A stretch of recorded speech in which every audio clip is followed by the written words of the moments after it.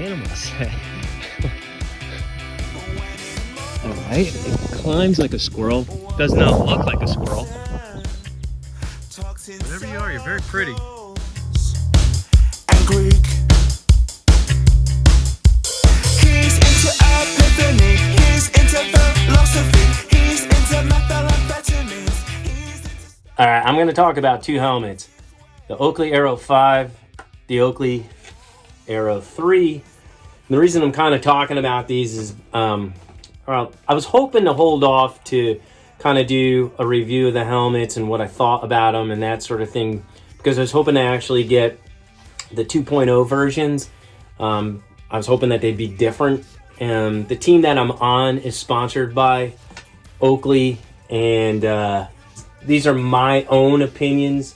No one else's opinions from the team. I know they've been out a while, but so it's weird because I'll see these helmets for $100, and then with their original prices for 180.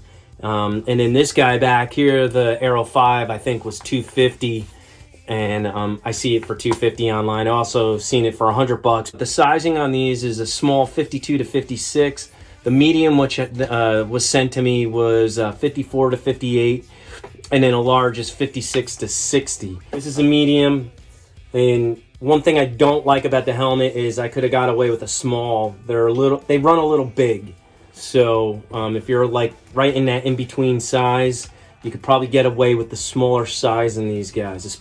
It's probably easier for me to say what I like about the helmets really quick than what I dislike. First thing that I like, literally, is the side view. The helmet looks really sharp from the side and from the rear.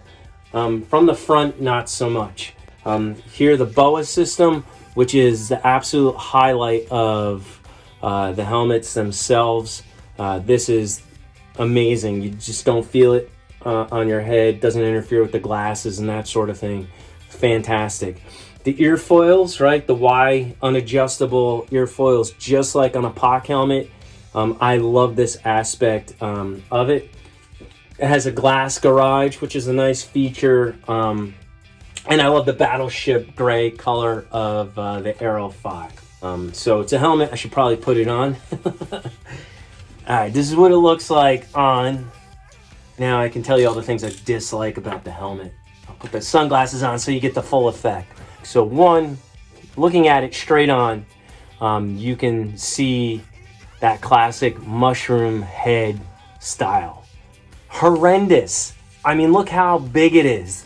Dude, it shouldn't be this big. I mean, I understand safety is important for everybody, but this helmet is too big. I don't care what you say. It's too goofy looking. We already look goofy as it is, riding a bike in Lycra and think we're in the Tour de France when we're out there riding. That's what the people think in the cars. They're like, look at these idiots. This does not help the situation at all. And they're saying this is their climbing helmet. So it's lightweight and great ventilation. It's too heavy. This is definitely not a light helmet. This is my go-to helmet, this guy here. And flip it over and you can see the world's lightest helmet. It's a noticeable difference between the two. And they say that it's got great airflow. No, it doesn't. It's too hot. This helmet runs too hot, and this is their climbing helmet, and it runs too hot. This one's even worse. This one is even hotter than the 3. Now, this is their Aero helmet, so the vents are set up a little different, but everything I say about this helmet pertains to this one because they're almost identical. Oakley has taken a lot away from POC. So if you like POC helmets, you'll probably like this helmet or this one. But I'm just going to tell you, they run too hot. I'm suspect a little bit that the MIPS itself is the reason that these helmets run hot. So right here, if you look through, you can see the gap.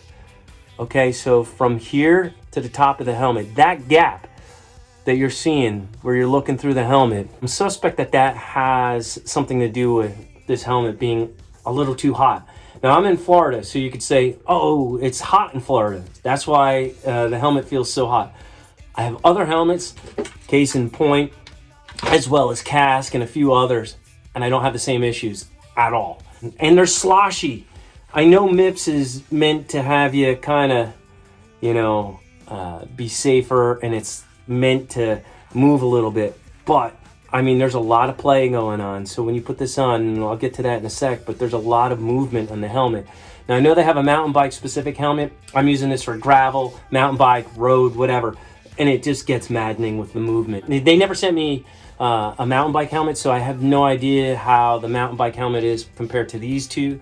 But I can't really use these. Now, this helmet here, you'll see I've got the netting. It protects you from, if you're doing UFO rides at night, you don't get a head full of bugs. Well, here you're getting bugs everywhere, and that's disgusting. When I did the gravel race in this, one of them, I had a rock hit me in the head here.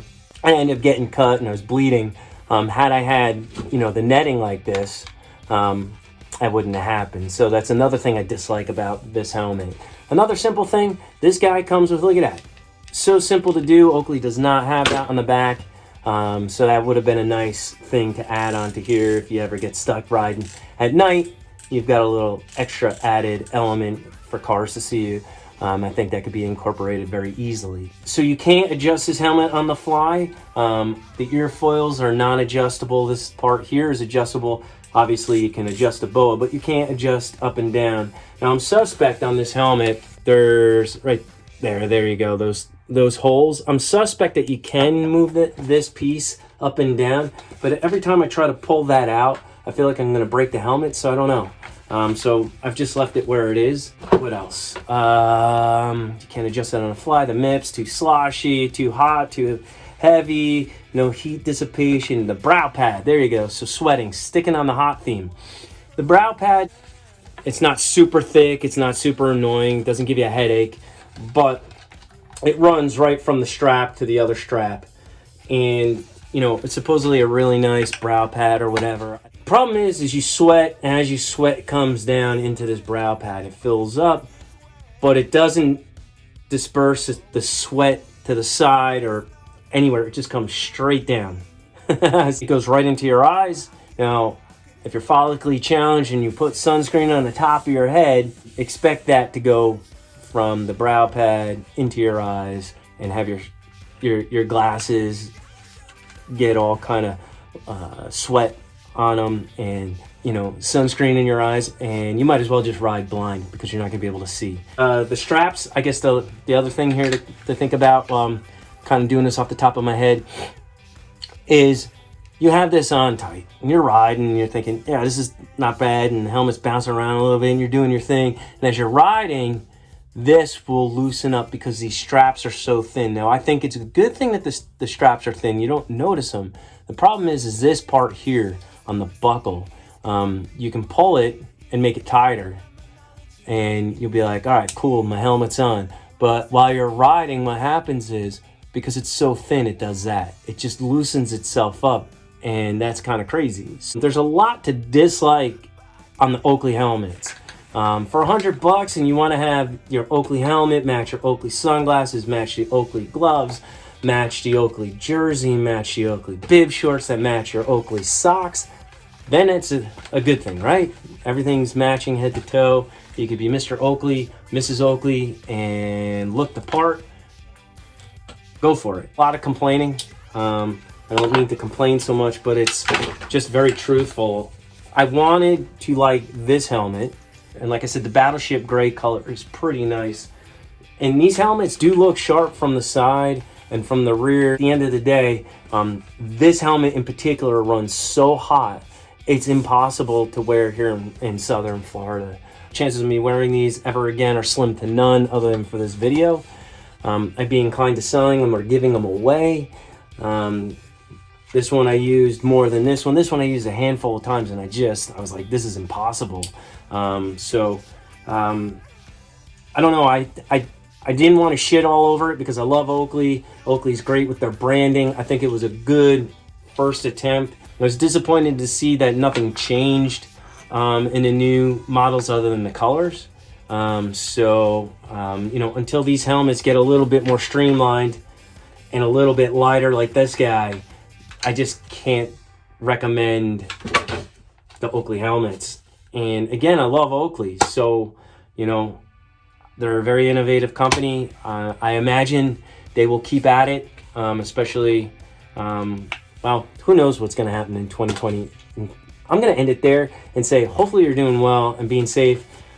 Kind of sucks with what's going on, but what are you going to do? It's the new normal. Hope you're well.